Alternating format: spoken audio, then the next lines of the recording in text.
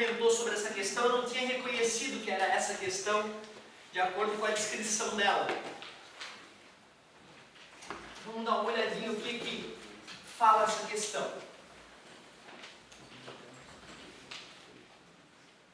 Lista 2 do Enem, página 15, exercício 73.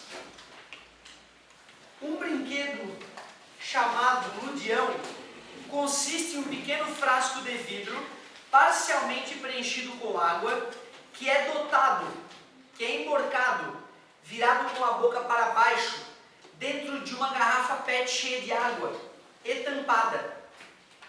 Nesta situação, o frasco fica na parte superior da garrafa, conforme mostra a figura 1. Então tu vê, né? Ele pega uma garrafa PET, enche de água e bota um frasquinho de vidro parcialmente preenchido com água emborcado. Então assim, né? Vamos dizer assim, ó.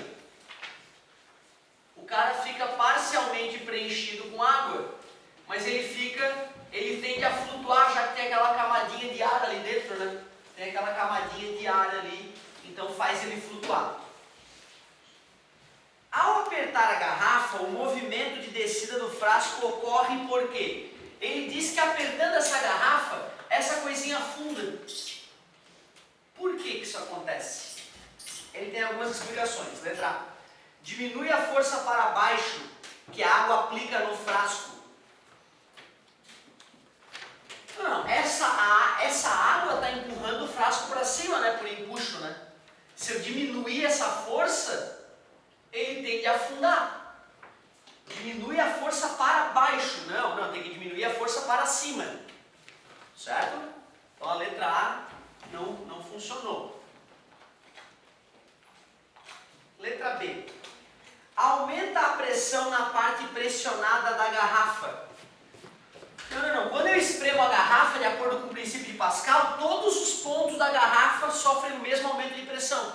Não é só onde eu botei a mão que a garrafa fica pressionada. Todo o fluido interno da garrafa aumenta de pressão quando eu espremo a garrafa. Né? O princípio de Pascal, quando um ponto de um fluido sofre uma variação de pressão, todos os pontos desse fluido sofrem a mesma variação de pressão. Então também não fechou. Letra C. Aumenta a quantidade de água que fica dentro do frasco.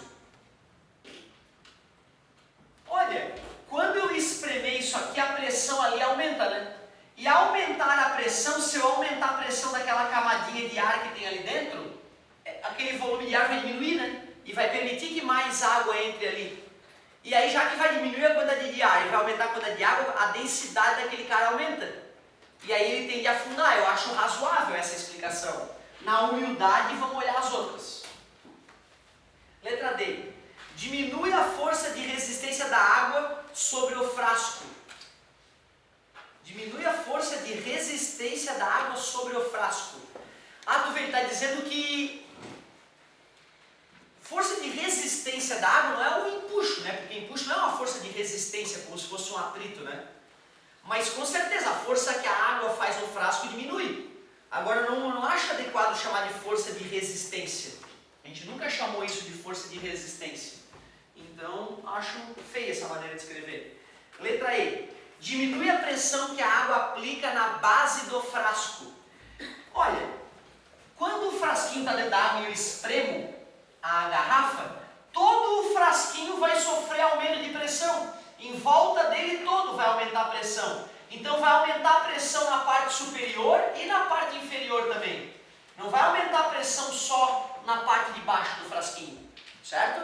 Quando eu espremo a garrafa de água, todo ao redor o frasquinho como um todo fica comprimido, não é só a parte de baixo. E ele falou que diminui a pressão que a água aplica na base do frasco. Outra, como é que eu espremo uma garrafa e essa pressão diminui, né? Tem que aumentar essa pressão, né? Certo? Então eu concordo. Eu concordo que o que acontece aqui é que ao espremer, o objetozinho que estava cheio de água, estava assim no começo, ó, flutuando com essa quantidade de ar toda. Ali tinha uma pressão que é praticamente uma atmosfera. Quando eu espremi a garrafa, eu aumentei a pressão toda da garrafa, inclusive daquela quantidade de ar ali dentro. O ar é compressível. E aí, como ele se comprimiu, com coube mais água dentro daquele carinha que flutua. Então a densidade dele era menor, a densidade aumentou. A densidade assim fica menor que a da água, ele flutua. A densidade assim fica maior que a da água, ele afunda. E aí a criança pode controlar onde aquele cara vai ficar com a pressão que ela bota na garrafa. Ela fica brincando de apertar e soltar e controlando o movimento do brinquedinho. Certo? Então tem a ver com a mudança de densidade mesmo, com a quantidade de água que tinha lá dentro dele. Ótima questãozinha. Essa é uma boa de fazer em casa com o teu irmãozinho mais novo. Show! Show essa brincadeirinha.